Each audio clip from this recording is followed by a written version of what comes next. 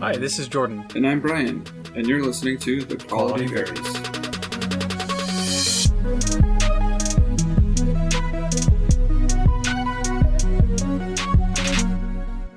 Hi, Bryan. What episode is this? I don't know. What episode is it? 29? Why'd you look at your watch? 30? What was your watch going to tell you, Bryan? Are you wearing a watch right now? You're not even... Gosh, dang it, you got me. It's a nervous tick, I guess. I don't know. What is your college football hoodie telling you? It's telling me it's raining outside, and I love wearing this hoodie, so I'm wearing it. Yo, true that. You and me both with our hoodies that we're wearing right now. Yeah. I think 9 out of 9 times that I see you, you're wearing an identical hoodie to that. Well, I have 3 of them. Yeah, I know. You told me that, yeah. Yeah. But one of them has a bleach stain on one of the sleeves. Well, you shouldn't be able to remember that. That's just not okay. I saw it one time. It's this one. Hey, what'd I tell you? Hey. What are we talking about today, Brad? Thank you for that. It's going to be a good episode today, Jordan. We're going to talk all about you. I don't recall that being in the show notes. We're going to talk all about you. And why wouldn't we talk about you, Jordan? You're a hero. A hero? A hero. Why wouldn't we be? I don't know. I'm trying to think of who I would be a hero to. I'm a hero to the local grocery store because I go like 5 times a week. Does that count? Sure. Yeah, absolutely. I am a hero to, and you are a hero to the small amount of people in this world that for some reason like to listen to us talk by providing such lengthy content for them to listen to. Okay. Maybe not. Who knows? I'm pretty confident. So, you like stories, don't you? I do like stories. You like telling stories. You like watching and reading and listening to stories. One could say I am a fan. You know what's common in just about every story? The hero's journey. There is a hero who goes on a journey. And you're that hero, Jordan. Yeah, I'm so glad. So what stage am I in if I'm in the hero's journey? Is there a stage that is an extended period of anxiety? Is that a part of the hero's journey? Probably, yeah, actually. Let's see. Well, you got the call to adventure. I don't think you're in that one. I've done that. I've been called and I'm doing the thing. Mm-hmm. Oh man, what a beautiful phenomenon, the call to adventure. Oh, there's just nothing like it. There's nothing like it. Do you have an example in your life, either past or present, of a call to adventure? Oh, jeez. While you're thinking about it, I want to bring up a random concept that really fascinates me. I don't know if I've brought it up in the show before. But have you ever been like at the edge of a boat, or at the edge of a building, or at the edge of a balcony, and like you wouldn't do it, but like the thought crosses your mind, like you could I could just jump off the boat. Like I could just do it. Yeah. I could do it right now. All the time. It's called the Call of the Void. Okay, well. Yeah, I would actually, yeah, I've taught people about this before. When on hikes, we'd be like standing on a cliff, and I'd be like, hey, bro, come stand next to me on the edge of this cliff. And I'd just like have him stand there for a minute. I'd just say like, hey, do you feel that? And like, yeah, like I kind of want to jump off. And I was like, okay, that's cool. Now step away. But that's a thing. People measure that. It's called the Call of the Void. I just want to clarify. So you did this experiment with mentally ill men, people. Yes, with mentally ill men who are suffering with extreme addiction, extreme depression, withdrawal. Yep. And all right. Yes. Nice. Yeah. I'm just picturing you like you're like come up to the thing and and then they get done with like their dialogue and their epiphany. And then they look down and they see you just like holding onto their belt loop. Yeah. Yeah. Well, that concept, it fascinates me. Whenever you can put a definition, like something measurable, and realize that, yes, it's a thing, has a name, other people recognize it, then it's just fun. It's just cool. And it can be for super small things as well, like sending a text message, to somebody that maybe for whatever reason, maybe you want to share your feelings to somebody over text message, or you want to tell your boss how you feel about them. I could do it. I could send it. I could send it right now. Yeah. Kind of on a smaller scale, just like that feeling. Because the feeling is like you do something and then things would change irrevocably. That's kind of the concept of it, right? Mm-hmm. Yeah. The change that would happen if you jumped off a cliff was you'd probably die. The change that would happen if you sent that text is you would now like relationship with that person or with that boss would change, and you no longer you can't stop it anymore. You've sent the train on its way. Well, you've jumped off a cliff. Yeah. I think I have done no study into the Call of the Void. I read about it one time, thought, that's cool, and then never looked at it again. But I think people feel that in both situations. Sending the risky text, standing on the edge of a cliff. I think we feel that because we long for that sense of excitement just before tragedy. Okay. And yes, that is a specific thing that we long for. The excitement before the tragedy. We don't really long for tragedy most of the time, at least. Well, yeah. We don't really long for tragedy because it just happens so much. Yeah. We don't have to want it. It just happens. But I think some part of us just loves the feeling of falling. In both scenarios, it is either a physical jump or a metaphorical jump into some unknown, right? Possibly tragedy, possibly not. Say if you're sending a letter or a email or a text. Jeez, who sends letters anymore? Say you've written a text and you're about to send it to somebody that you really admire, and you're confessing deep feelings of love or whatever to, like you were sending an email to Jordan Peterson. That's a little different. I'm thinking more of like a romantic situation where okay, good to know. One person you do not have romantic. No, I do not. One person longs for like a deep romantic love with another person, and so you send a text, right? And you've got it written up, and you can either send it and jump or delete it and step back. And the benefit to stepping back is you don't break your legs. You will absolutely not break your legs at the bottom of the cliff. Yeah. But you're still at the top of the cliff. There's no chance of tragedy. Right. But you're still at the top of the cliff, looking down at what you want, you know. So you jump or you don't. But if you jump, you'll have this feeling of powerlessness, right?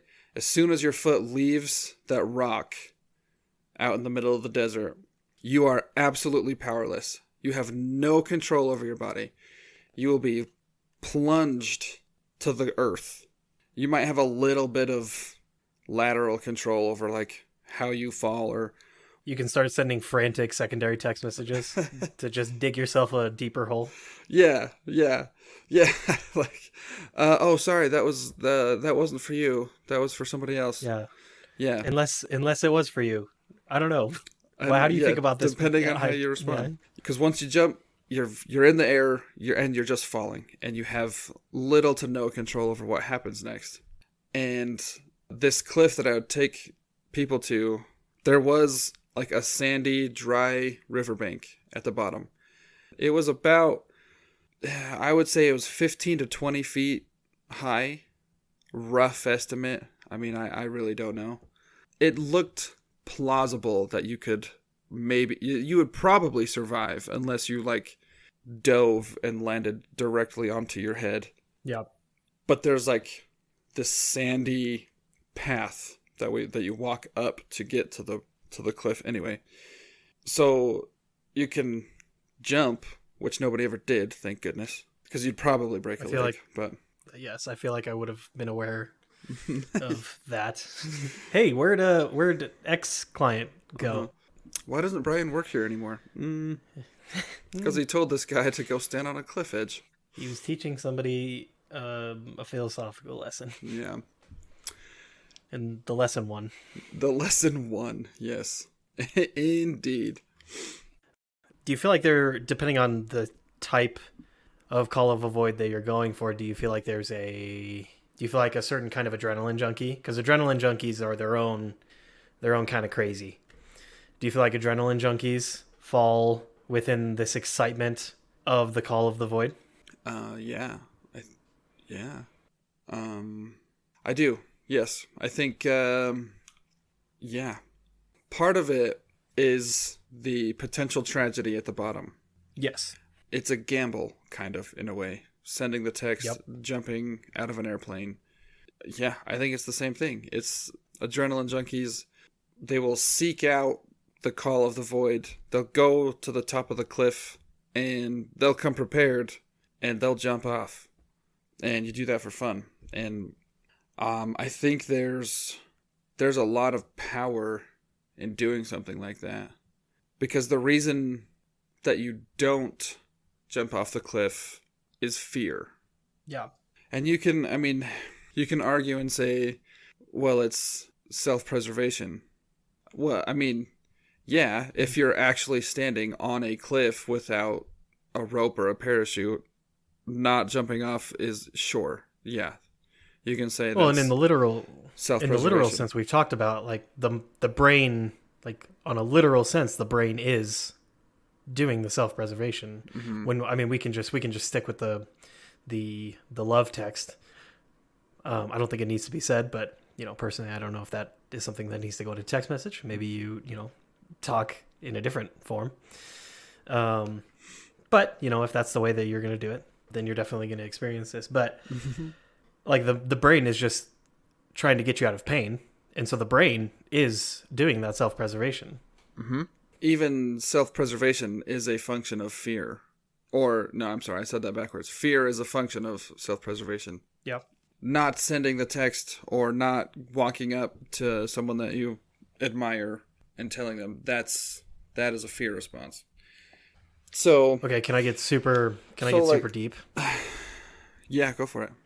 Adrenaline junkie, like there's a certain kind of person in the world that I'm like they go skydiving without a parachute or something because people have survived it in the past, Yeah. So that means that Well, it's to conquer the fear. It's to conquer that fear of what happens at the bottom. But you said they prepare, and so the reason that it's not just death and it's a adrenaline-filled experience is because they're going, and it's still kind of a gamble. It's a high-risk thing. Mm-hmm. It's different than just sitting down and playing video games for the afternoon, as far as risk goes. But they come prepared with equipment and with training, so that the chances are they are going to make it through it. Right. But it's still an adrenaline-filled experience. So can I suggest that there's the same kind of preparedness that can be there for the person that sends out the emotional text message? Yeah, absolutely. I mean, you don't want to just throw your feelings around to the wind. I mean, that's how you get battered. That's how you get taken advantage of and just I think about abused. that meme with like that jelly in the box, and the jelly is like leaving the box. Yeah, He's like, I'm gonna go see the world, and then just gets punched. And like never again. Yeah, exactly. So preparing for that? I mean, what are the tools for somebody that's afraid of those kinds of calls of the void? Stronger self-love or sense of self in general. Yeah. Or that's peace with self is that's gonna make external stuff, hit a little softer. Mm-hmm. Yeah. For sure. Yeah. So if we can go back to this parable of the hero's journey, if you don't mind. Yeah. We were talking about a call to adventure and realizing that you want to tell somebody that you have strong feelings for them. That's a call to adventure. And so obviously you already think about them a lot, but you start thinking about how you can approach them in this way. And maybe you really start analyzing your feelings for them and maybe you start second guessing yourself or questioning these feelings. Do I actually feel this strongly about this person? Oh yeah, I do. They're great. They're physically attractive. They're emotionally mature. I resonate with them on some kind of spiritual or metaphysical level. Yeah, I really do feel this way. That's the preparation stage where you're getting ready. Some like this part of the hero's journey in a literary sense is the supernatural aid part, where you get, like, the hero will get the magic weapon or whatever, or they'll get the spell, or the Perseus gets a Pegasus to help him on his journey.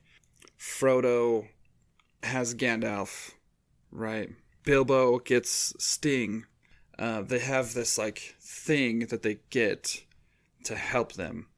And so as you're preparing to write this email or text message, or going up to, or like approaching this person with your feelings, you start to crystallize your own feelings about this person. That's your magic item.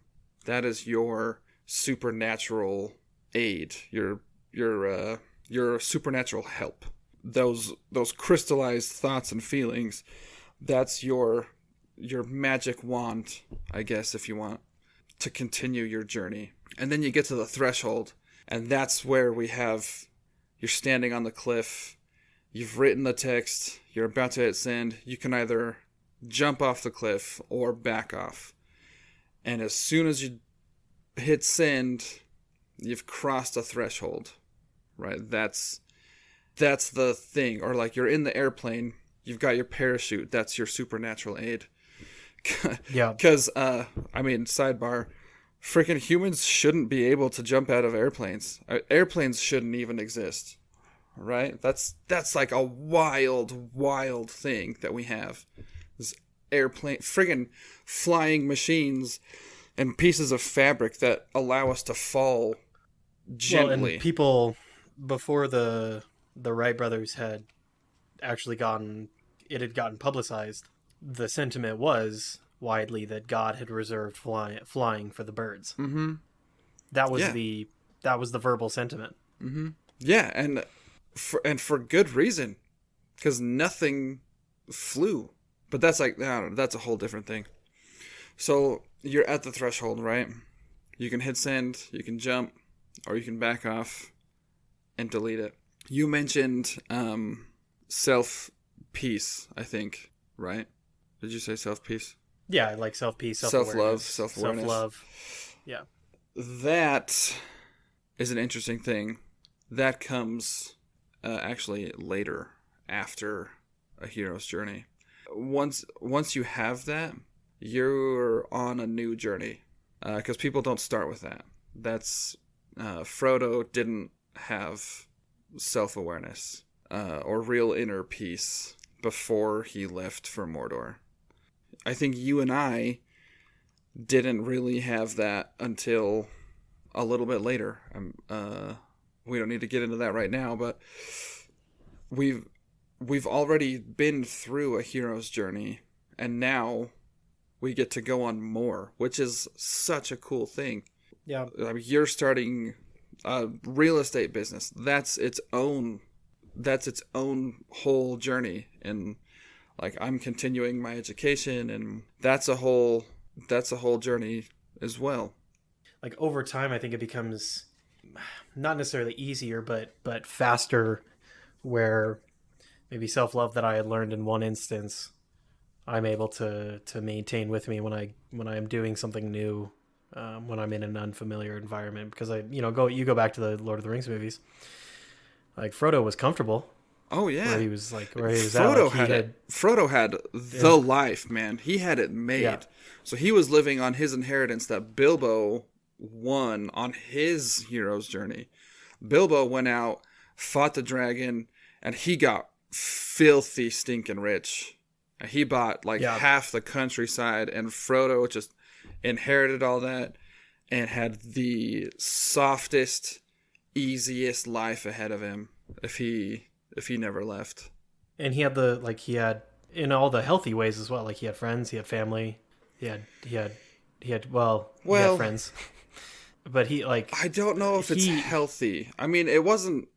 I don't think there was it a would have certain been. amount of content. There was the Yeah. opportunity to just be content. Yeah, But there was a certain amount of like he felt comfortable in that, and Sure. there was like self-confidence that was present in that environment. And maybe self-confidence is what I'm actually referring to, because I think like self-love is maybe an elevated version of that. Yes. Yes. Because there's the ones where like I can feel confident in one situation and not in another. And then, self-love is something that can really carry itself through, all different areas of life. So maybe Yeah. Frodo had self-confidence, his situation and the things that he thought that he was going to need to do for the rest of his life. But then stuff changed a bit aggressively for him. And that self-confidence dropped away pretty quick. And then it's just a roller coaster of that. But then at the end of that, it wasn't just self-confidence that he had. It was this self-love. It was this kind of elevated thing that he's not going to lose, just wherever he's going on that boat with the elves. Like he's not going to Right. be losing that self-love that time around. Right. Right. But that's a whole like sailing west with the elves. That was a whole new journey for That was a him. whole new thing. Yeah. And right, I think you hit it. I think you hit it right on the head when you said confidence. I think complacence is what Frodo had before the ring kind of came to him and and pushed him into the journey. I think he was complacent and like you and I, everybody, we get complacent with our life that it's comfortable. We're not hurting for anything. We have enough. It's fine.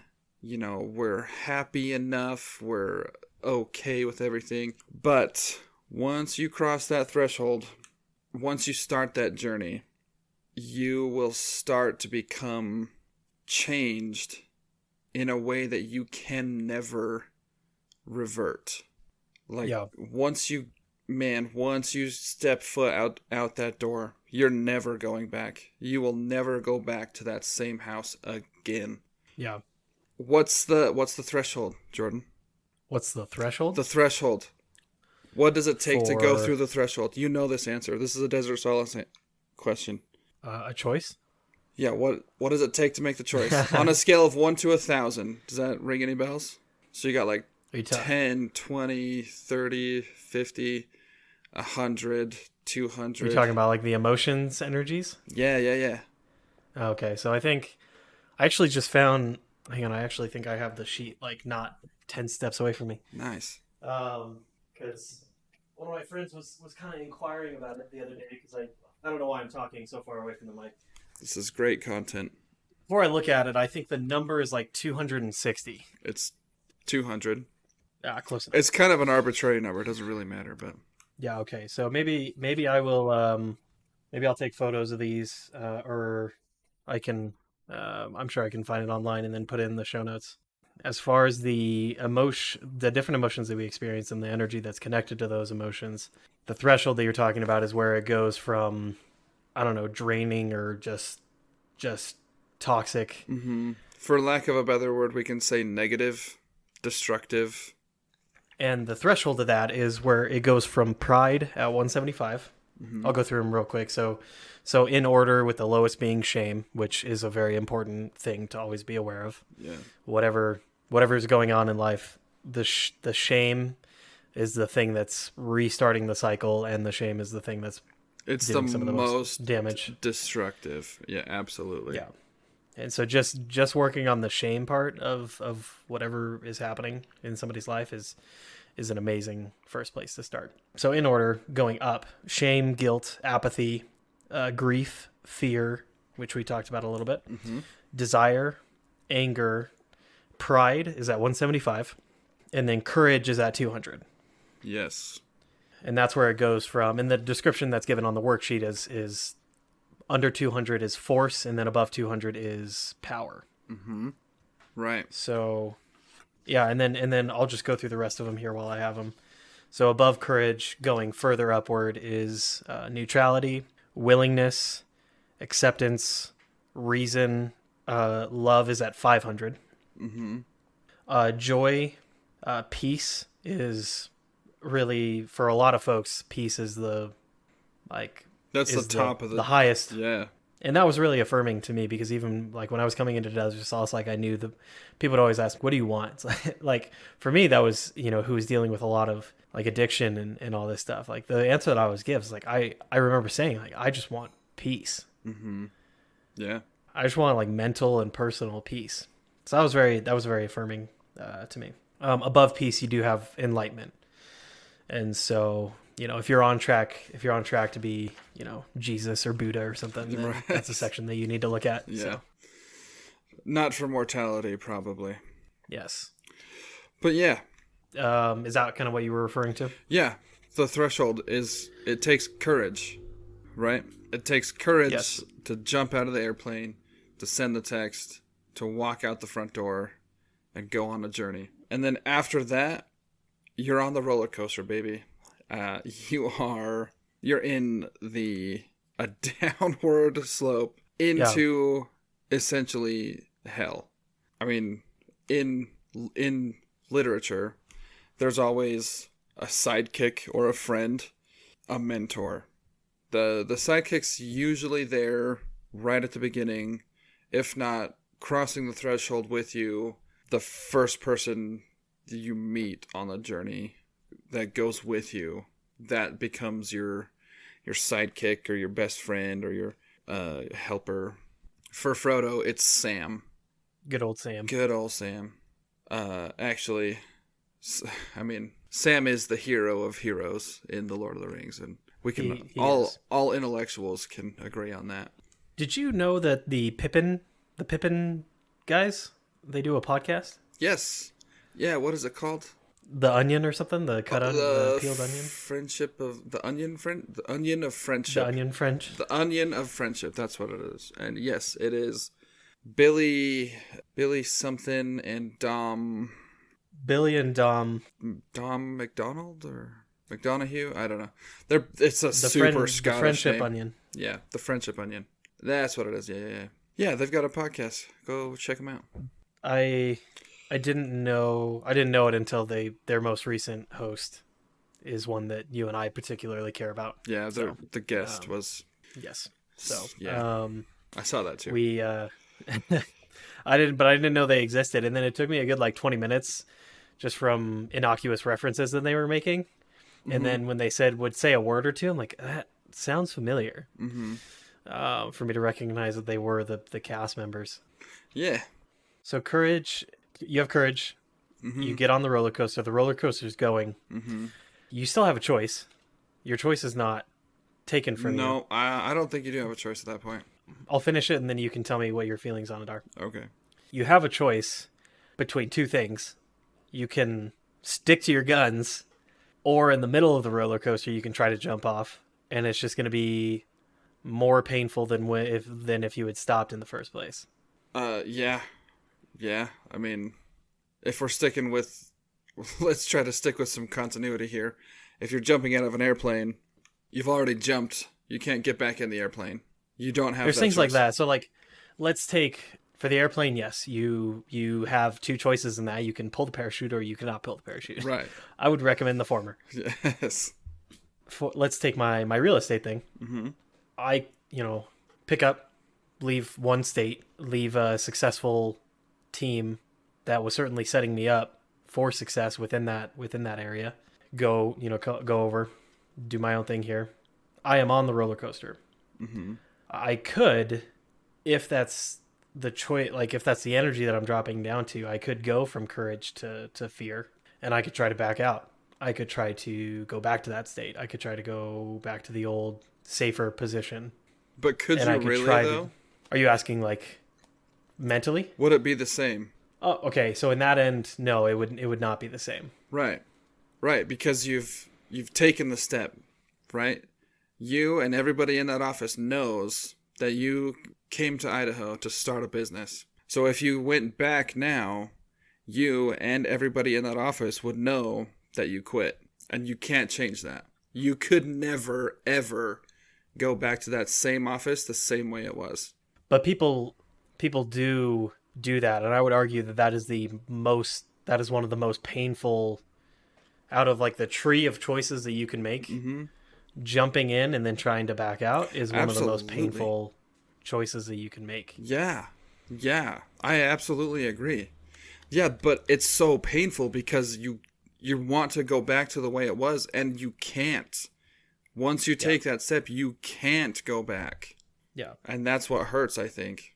And then that's what makes the possibility of them making that jump sometime in the future, or a jump sometime in the future, all the less likely. Mm-hmm. Because now their only experience is they did jump. There was only pain. Mm-hmm. There was no reward. Right. Because they're not even times. I'm sure I've done it. I can't think of something that's like right at the top of my head, but I'm sure at some level I have done something like this. Mm-hmm. Oh yeah, everybody has. I love talking about the hero's journey in all its forms because it's the most quintessential human story, period. If we could break down any movie, book, or TV show, we can break any story that's ever been told into the hero's journey. It is the most human of human experiences. So everybody's experienced this on some level, and in many different ways, like you're just about to tell us. No, I was going to ask you. In the very beginning, I asked you, and then I gave you some time to think about if you've had an experience of like the call of the void in the past. Yeah, the one that I think I can describe in as little time as possible was when I had just started college. I was 19 or 20, and I had in my mind that I wanted to be a physical therapist just because I didn't really know what I could be. I absolutely didn't know what I wanted to be. So physical therapy sounded good enough, so I was just moving in that direction. Thankfully, part of the general education at the university I was at was taking a intro to psychology class. Yeah. And I remember it was like the second or third class. I was sitting in class after work. It was a late class. It was at like, I think it started at like 6, and it was like 2 hour. It was like a 2-hour lecture that started at 6 o'clock. After it was like 2 days a week or something. I think it was once, maybe twice a week, but yeah, it was longer classes. It was a long lecture late at night after a full work day. And so I was falling asleep. I was actually sitting like in the middle, back like towards the middle of the room, but all the way up against a wall. And so like my head was just like leaned up against the wall, and I was just like dozing off. And so the teacher, and I still don't know why he did this, but he came and singled me out of a whole classroom of others sleeping and, various conscious... Was this a bigger auditorium? It was a classroom that was packed. Okay. We were packed like sardines. It was probably a big classroom, but I think there was like 70 students in this classroom. Okay. Yeah. So he comes and singles me out of a sea of 70 some odd college freshmen in various stages of consciousness. He comes and pulls me out and puts me in the front row, or like second row, like front and center. Yeah. I mean, it worked. I woke up, I paid attention, and the longer he talked, which was a long time, it was a long freaking class. It was a long build-up. He was a part-time professor at the university, and for his day job, his 9 to 5, he was a therapist. And so he talked about like a topic of psychology, and then he would talk about exactly how he implemented this aspect or component of psychology in a therapy room.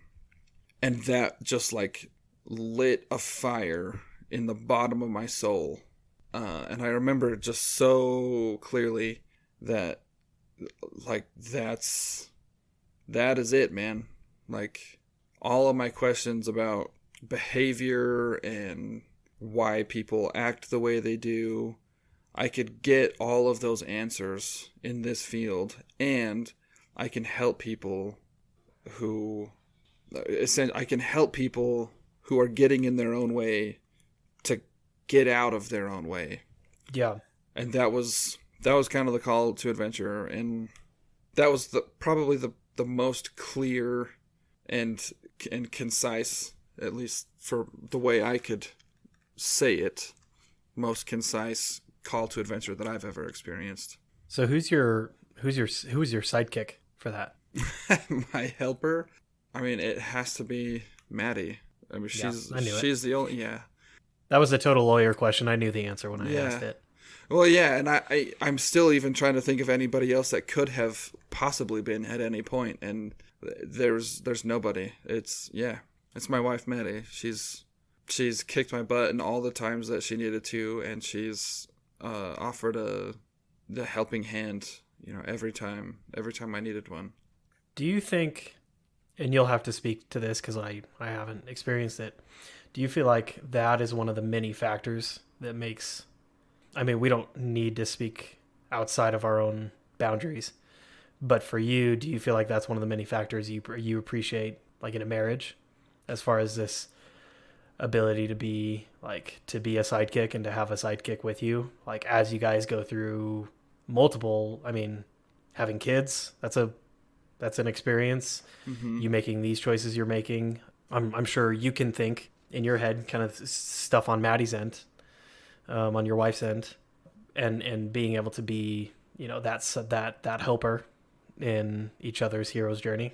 Yeah, absolutely. That's definitely one of the better perks of marriage and long-term relationship, for sure. As we go through our individual hero's journeys, the refining experience as we cross the threshold and you start falling or running down the hill, running down the pit into what essentially equates to hell, we're right by each other. And like I said, she's always there to either give me a hand or kick me in the butt, whatever I need at the moment. And more than that, more than just having somebody to help me, the process of refinement is also bolstered and boosted by having somebody I care about so deeply with me also being refined on her own journey. Like, that is something that is indescribable. That we're talking like miles up into the sky of, like, heightened emotion. I'm just gonna stop talking about it right there, because there's absolutely no thing that is like that. That's just something else, man. Like, we could talk until the day we died about those feelings and not even come close to describing it. All right, Maddie, I think that's like 2 episodes in a row now that I've gotten Bryan to talk like this. You can Venmo me or Cash App me, whatever works for you. When she gets angry, you can just be like, hey, listen to this podcast episode. Remember those nice things I said in public? That's a different way of saying it. Yeah. Is there anything, do we want to cover the rest of the hero's journey before we close things out? I do. I really do. Because we've talked about the end. And we've talked about the beginning of the end, which is the descent into hell. Well, I know for me, when it comes to video games, I'm a big fan of stopping before the hero's journey is finished. Mm-hmm. I don't finish games too often these days, but for this one, we should probably see it through to the end and actually kind of see what happens. So what's the next?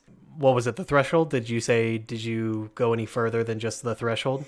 So you pass the threshold and then you're on the journey. You're on the quest, right? That's where all of the challenges happen. And the challenges start to refine the hero. And they don't get any easier. No. Any game developer worth his salt, worth their salt, knows that there is a progression to a game, and your character will get stronger in the video game. And to do that, you have to keep challenging the character, making things harder, progressively harder. And in literature, I would love if the hero's journeys got easier over time. right? I say that. I probably wouldn't actually. You probably like it wouldn't too much. actually. You would probably hate it. But while I'm on the upward incline, I like the thought of it being not upward. Right. Yeah. Yeah. So what happens when you get to the bottom? I would love to have this conversation, this same exact conversation after you play all of Final Fantasy 15, because there is a very specific dungeon that illustrates this in a fantastic way. All right, we'll have to touch on it. We'll bring it back up. You get to the bottom. You get to rock bottom of the barrel. Mm-hmm. Mm-hmm. I've looked at the hero's journey once or twice. I don't have it pulled up in front of me right now on purpose. I mean, in a general sense, in my mind, that's kind of the make or break kind of moment. Yeah. Oftentimes, in literature anyway, the hero dies or comes so close to death that it's indistinguishable. In Harry Potter, in book 7, Harry dies. He has to die so that the final Horcrux could be destroyed within his soul or whatever.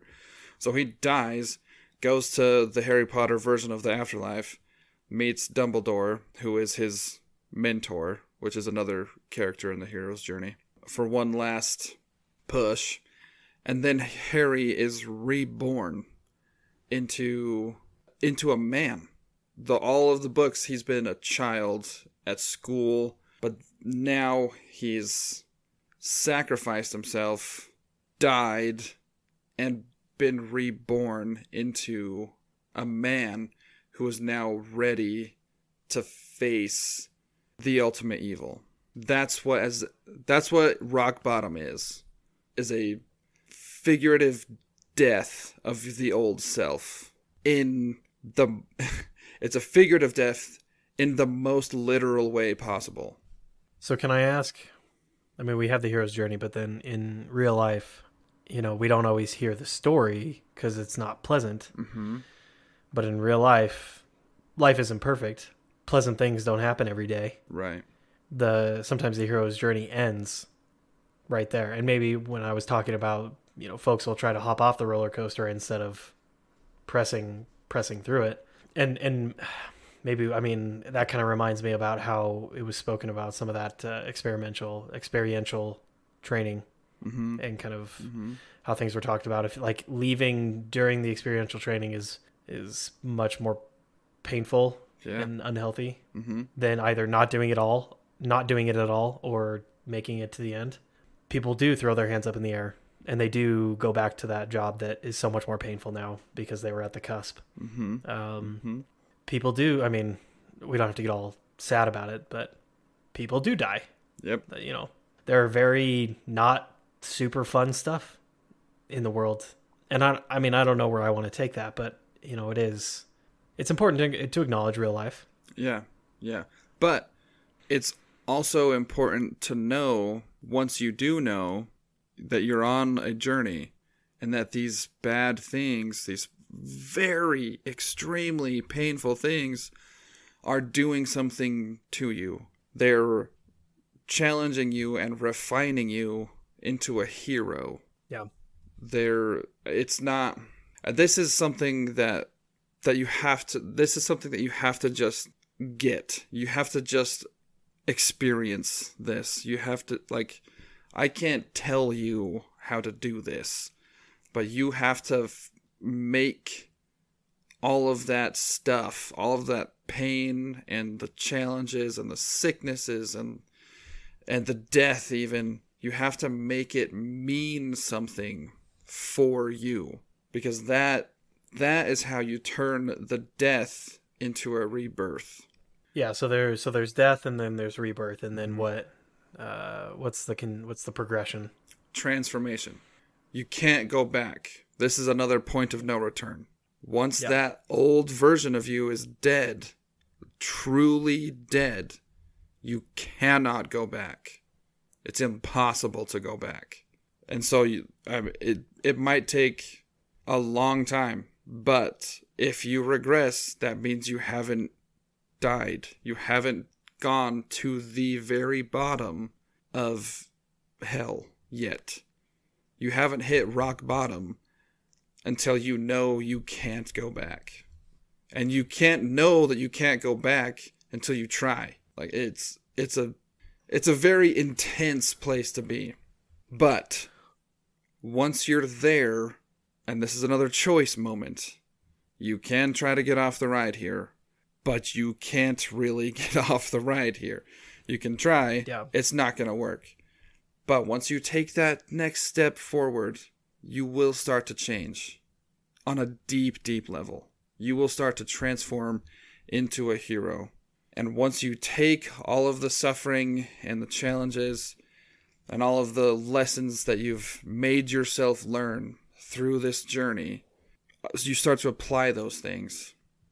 Then you start to transform. I'm sure that you have a story to tell about this in addiction recovery. This is the best, the absolute best part of working in addiction recovery, is seeing this moment in the hero's journey. Seeing the first step into transformation after you've picked yourself up and dust yourself up. Not just you, I'm talking about the plural you of all people. You're talking about when you kicked me to the ground and I literally had to get up and dust yeah, remember I pushed you into that pile of horse poo and you had to pick yourself up and transform. And then you were like, that's transformation. Yeah. I'm like, that was a dick move. Yeah. Yeah, I do though. And I think one of those moments I actually mentioned in the previous episode. We were in the lava tubes and we were up on that mountain. Like in the lava tubes, I realized at the end of that, apparently not 20 minutes, apparently only a few minutes, but I realized at the end of that I hadn't gone into just crippling, depressive or self-doubting thoughts, or I hadn't gone to thoughts related to the addiction. I had just been at peace. And then up at the mountain, having that transformation of, I wasn't just, for me, like it was all about emotions and being able to be present with emotions.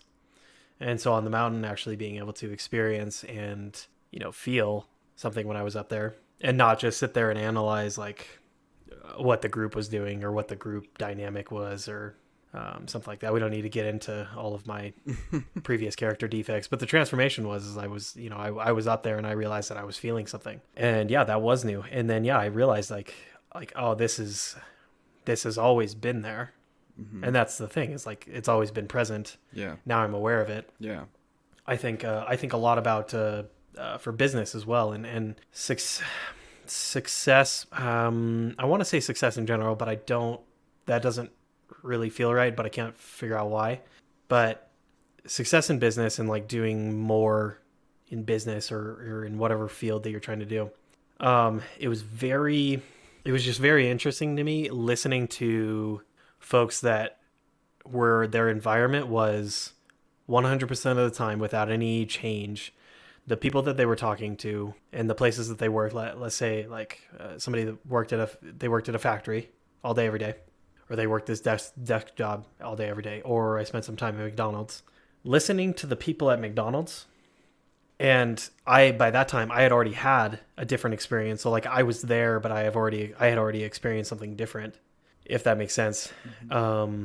And like a different job, like a different level of work. Oh, not an entry level job. Right. You had promotions and had responsibilities and okay. You'd felt more meaningful at work, maybe? Is that a way to put it? No, I'm going to finish, and I think you'll understand kind of what I'm going for. Okay. These self-limiting beliefs that people have in regards to having success, and I want to put a caveat that like I'm almost paranoid on like there are things that like as far as discrimination and there's things with different pay and all that. I understand that's a thing that happens. And I apologize if that's something that somebody experiences. I feel like that's not something I've had to deal with a whole lot, and I'm very grateful for it. And I apologize for folks that have extra difficulties on top of the things that I've had to deal with. Listening to people talk and their self-limiting beliefs and the excuses they make and the reasons that they don't do something more, versus like when I came on this most recent, but before my team in this other state, this other real estate team, and like listening to just how the boss of that company spoke and challenged like everything. I would say like I can't I can't do this or that this week, and he'll be like, why? He'll just stop like the whole conversation. Well, why can't you do that? Like what's stopping you? It's like, well, I don't know how to do this or that. It's like, okay, cool. Well, you have 5 days until you need to do this, and you just said 5 minutes ago that you're not doing anything on Tuesday. So it sounds like you have an amazingly perfect opportunity to grow to do this bigger thing by the end of the week. I don't know if that makes sense. But just the opportunity mindset and the growth mindset that you can find yourself within. And then just from being around those people, you become elevated, and not in a pretentious way, but like literally your understanding of like opportunity and the things that you can do grow. Does that resonate with you? Yeah. So he's acting like a mentor for you. Yeah, and like just like these like healthier environments. Can I make a story that in some ways the place that you're working at now is a very healthy place. Mm-hmm. But are there differences between there and like when you're speaking to these professors and these like top of the field people in this psychology work that you're trying to do? Like, is there a difference in your demeanor, like your outlook, when you're in the middle of interacting with these, field professors and these people in this industry versus when you're, working another shift at a store? Yeah, okay. For sure. So that's what I'm talking about. Yeah. Okay. There's not necessarily anything unhealthy about like there was nothing. I'm so grateful for what I gained at McDonald's. Like I needed to be there. Mm-hmm. Just the importance of like recognizing that there is a difference in just like the energy. Yeah. I absolutely get that. There's almost, it's kind of a chicken and the egg conundrum, but there's a higher level of energy or understanding or dare I say enlightenment is almost requisite for higher levels of meaning and responsibility and like a better environment at work, right? Yeah. They go hand in hand, and they each influence and increase each other in turns. Yeah. So yeah. I think I went on like way long about that, but that's just an experience. That was an experience for me in the work, kind of in the work angle of it. So you have the transformation. Yeah. You can't go back. Can't go back. And like that was a great example of a transformation, because it wasn't like you didn't actually die, or like you didn't have your finger bitten off by a grotesque monster creature in a volcano like Frodo did. But I can't go back. Right. Yeah. There's like, I recognized immediately, like I can't ever, even the last, like before that time, the last time I was addiction free was 10 years old. Yeah. And I can't remember anything I did before the age of 15. So I certainly don't have any emotional memory before I had a life of addiction. Mm-hmm. And so, but now like, that was me at 20 something. Mm-hmm. I don't know. Even if I were to just go all the way back to the other side of the spectrum and just step out of recovery, which is always that's always a choice. That's always there. Yep. That doesn't mean that I can, like, I know that it's out there now. I know that experience and that type of experience and that understanding and that opportunity is out there. Mm-hmm. Right. And so like I would, all of my coping mechanisms, I would go back to them and they feel there's just an added layer of emptiness to them now. Mm-hmm. Because I have now experienced the thing that I was going for when I was using those coping mechanisms, if that makes sense. Yeah. Yeah, you experience something greater, and so the lower things don't mean as much. They have less impact. it was different when I was using those coping mechanisms to seek something that I didn't understand versus using those coping mechanisms when I knew full well, and I know full well how to have the true experience that I'm going for. Right. Like there's so much more pain involved. It doesn't like it's so much more empty than it was before. It was already empty. Yeah. And so yeah, it wasn't this like spectacular thing, but in that moment there was no going back. Right.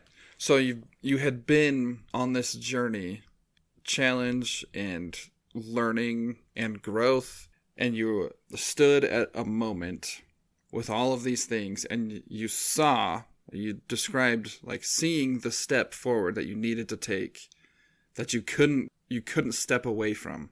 You had to take all of the lessons that you've learned and step forward into something new. Yeah. And I mean, sometimes there's going to be a more active choice at that transformation stage than others. Yeah. Mine was like, there was like I had been doing something very intentional on a daily basis since that point that I couldn't, leaving in treatment was a bit of a bigger step than normal. But because of that momentum, I was able to have that experience in the middle of it amongst a ton of pain, because there's a lot of pain involved. Sure. With recovery. Growing usually hurts. Yeah. But yeah, so transformation. Sorry if you already mentioned the next one. What's after transformation? So after you've taken everything, you're at the bottom, you're in hell, you've died, you've taken all the lessons, and you take that next step forward. That's transformation. After the transformation will lead you into atonement. What does atonement mean? At one-ment, right? Yes. Yeah. Becoming at one with reality, with truth, with meaning. You know, your new higher calling. You're now at one with it. Yeah. So my death, or revelation. Revelation is another word for like the death part of the hero's journey. I've mentioned on this show applying for grad school. Getting rejected for grad school was like the lowest part. That was like my rock bottom. This old part of me had died. It seemed as though my journey was at an end. I was stuck. I had failed or whatever. The next step presented itself to me in moving back to St. George and progressing through my professional career and my education here in St. George instead of in Texas where I thought I was going to be. That was a transformative step for me. With that came a shift in my long-term career goals from getting a PhD in neuropsychology to a master's degree in clinical health counseling. That shift, that change for me in my goals was profoundly resonant with something.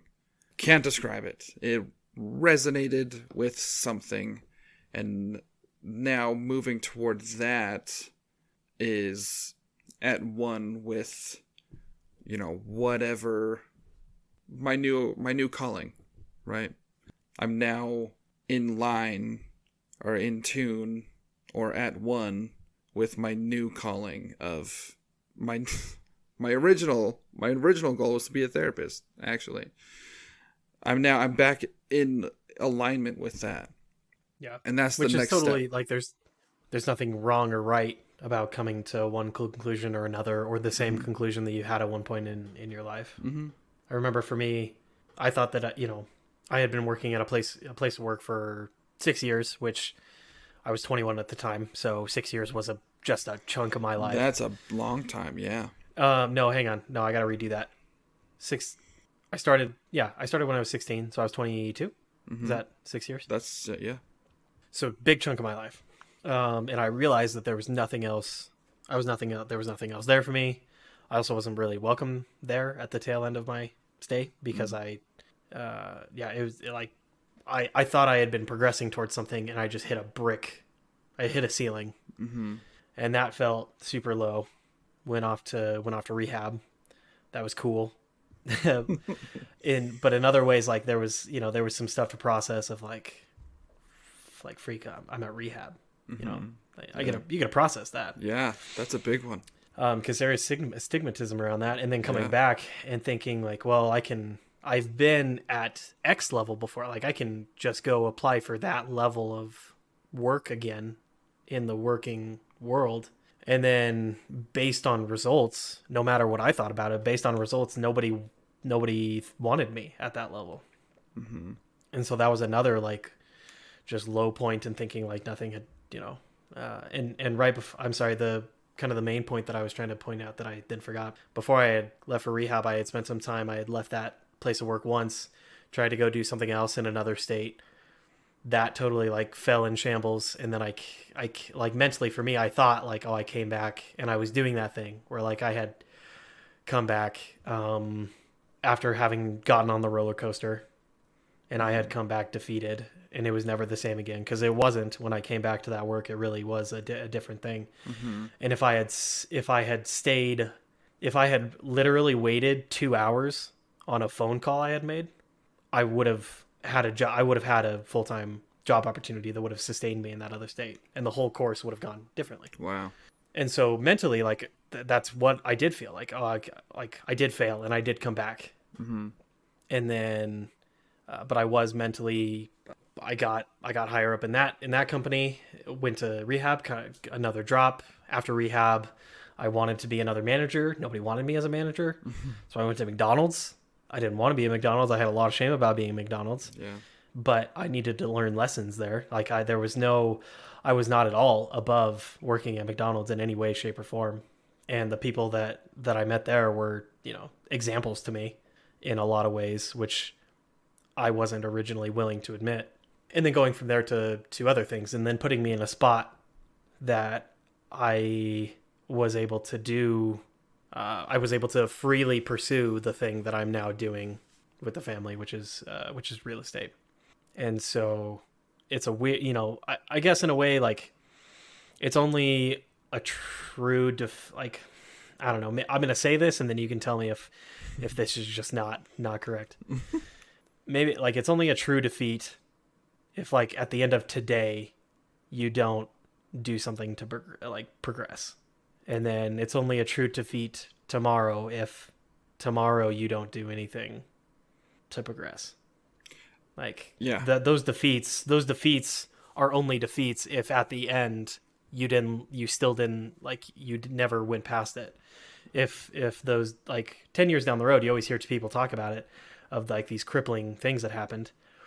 Depending on their response to them, their story could have been that was where it all ended, mm-hmm. or their response could be the exact like that happened, but it was only a speed bump because I kept going after that.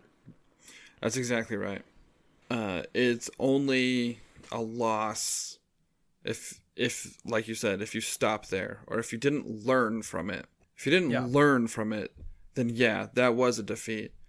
If you didn't pick something out of the rubble of whatever that is and carry it forward, then that was a loss. That was a defeat.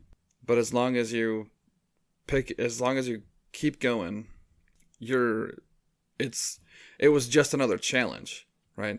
That was just a trip and fall on the way down into hell, right? That wasn't, that's just part of the journey. And so after the atonement, the new realization of the true quest goal, right?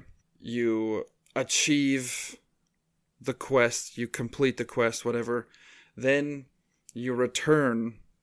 Frodo returns back to the Shire after he destroys the ring in Mordor. And what did Frodo do? Because he was rich with his own wealth now. He was given gifts from all the kingdoms. Gondor gave him just like truckloads of money. I mean, one of his best buddies. One of his best buddies, Aragorn, was now the king of Gondor. So he had all kinds of stuff. He went home and he shared it with his hometown. He propped up his hometown and elevated them because of the refinement that he underwent on his journey. He made sure his life's goal after that point was lifting up everybody around him. And that's the hero's journey, folks. That's it. And like we mentioned at the beginning, Frodo went on another journey when he sailed west. It's all a hero's journey. And once you finish one, that's just the perfect time to start a new hero's journey. That's the perfect time. So what was the name of the last step? The Return. The Return? Okay. Yeah. In some, there's some kind of gift. So it can also be called the gift of the goddess. I think in the Epic of Gilgamesh, some goddess gives Gilgamesh, like, immortality or something. If I remember right, the immortality that Gilgamesh gets is the story of the Epic of Gilgamesh. So his, like, the immortality is being remembered forever. Yeah. Which is like a meta, like, awesome thing. But yeah, that could be totally false. I don't know. But yeah, that's the return back home. But like we talked about, it's never the same once you start. Sorry, you just struck like another like whole philosophical thing in my mind that we can't possibly get to, but there's a story related to, if you ever remind me during another episode about like that, the immortality is the story. Oh yeah. There's a whole other thing about that. Oh man. That's exciting. We'll have to talk about that in another episode. But like, one last thing about this whole journey. I really want to talk about Frodo here because I mentioned before, you have to make everything mean something for you. You have to make your own meaning on your own hero's journey. And you do that by carrying a heavy thing through the whole journey. Frodo carried literally, well, no, not literally. He carried the metaphor for all of the darkness of the world. The death, the destruction, enslavement, evil will and malice and malevolence. He carried the figurative representation of all of that around his neck the whole time. That's what gave him purpose. That's the heavy thing that he carried drove him through the journey. If you don't have that heavy thing to carry, you won't make it. Like you said, well, Jordan, he literally wouldn't have had to. Right, yeah, exactly. You wouldn't have to, and he couldn't have made it if he didn't have that purpose, that meaning. Like you said, Jordan, you wanted peace. That was your heavy thing that you wanted to get. You took the big, huge rock of like, I want to feel peace in my life. And you carried that all the way through treatment, or however long you carried it, until you got there. And then at the end of that journey, that rock was nothing. Now, that rock has become a crystal that you carry around all the time. And it just gives you strength for the next hero's journey that you go on. We talked about having self-peace, actually. That was the gift of the goddess, you could say, at the end of your hero's journey. That now you have that forever, and that's part of you. The refinement process that you went through also refined the burden that you carried. Yeah, well, and I would say, we talk about gift of the goddess. Like, I attained peace is very general. Mm-hmm. Well, but like peace isn't a constant thing. But I gained the ability on a daily basis to gain self-peace. Sure. Not just after 3 months. Yeah. I was able to acquire the ability to get it whenever I was aware and I wanted to. Mm-hmm. And that was the gift. And I mentioned as a joke that it shows how honest I am about it. But like you were asking me about, we're going to talk about me. And I was like, oh, something about constant anxiety. But obviously, like, that is the gift that, you can get philosophical or religious. But, like, that's a gift that's certainly very helpful for me in this hero's journey. Mm-hmm. and I get to take that and I get to learn. It just keeps going. Right. And the burden that you carry through your next hero's journey will refine with you and into you to push you through onto your next hero's journey. And it's a cycle. That's life. Like I said before, it's the most quintessentially human of all human experience. You know, Brian, I thought for a second earlier tonight that we were gonna have like a 40-minute episode. Oh, ye of little faith. Anything else that you want to get off your chest? No, man, just go pick up the heaviest rock you can find and carry it and go conquer something. So I had immediate like Russia, Ukraine thing. Don't do that. Come on. Like awkward. Don't conquer Ukraine, please. We don't need that. Anyways, we can't end until we do a Thunks question. Brian, I have a thick boy for you. Oh, good. Because this episode was so light. It started off not really light. We were talking about the Call of the Void. You were gonna throw people off mountains. Yep. Question number 556 from the Book of Thunks. Oh boy, let her rip. Do you need a good imagination to be scared? I'm gonna say no. I don't think you need a good imagination to be scared. I think you have to have an imagination to be scared. Because typically, fear comes from not knowing something, but imagining what it could be. Yeah. That's one way to look at the basis of fear, or the root of fear, I guess. So yeah, I'm gonna say no. You don't need a good imagination, but you do need an imagination to be scared. All right, guys. Thanks for joining us for episode whatever it is. Episode 29, I think. Episode X.